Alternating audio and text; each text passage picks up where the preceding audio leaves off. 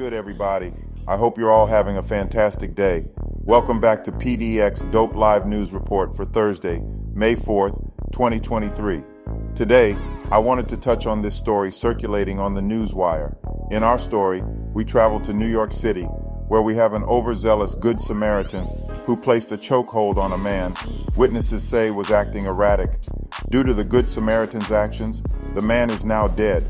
It already sounds like some bullshit, and most certainly has a racial component, because you guessed it. The so-called Good Samaritan is a white man, and the victim of this assault is, of course, a black man. Let's review the article as written by Yahoo News senior writer Dylan Stableford. A man who was reportedly behaving erratically is restrained by a passenger on the subway in New York City on Monday. A man who was acting erratically on a New York City subway is dead after another passenger put him in a chokehold, police and witnesses say. The New York City medical examiner determined that Jordan Neely, 30, died from compression of the neck, the Associated Press reported. Here's what we know so far.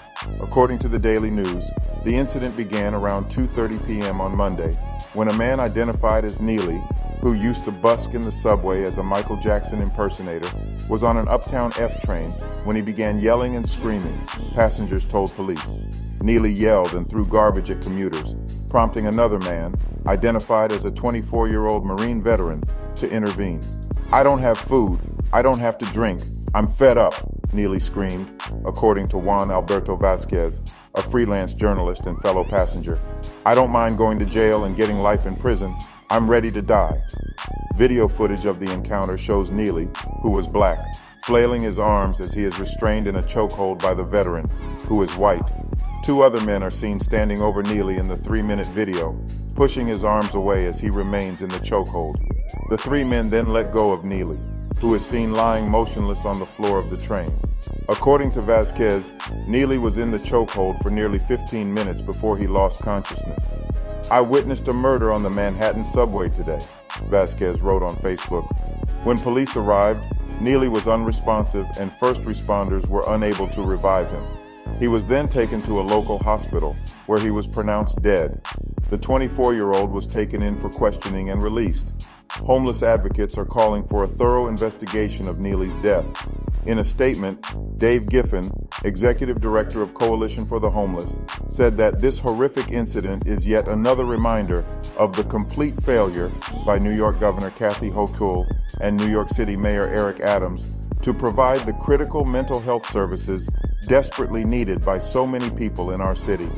What's more, the fact that someone who took the life of a distressed, mentally ill human being on a subway could be set free without facing any consequences is shocking, Giffen added, and evidences the city's callous indifference to the lives of those who are homeless and psychiatrically unwell.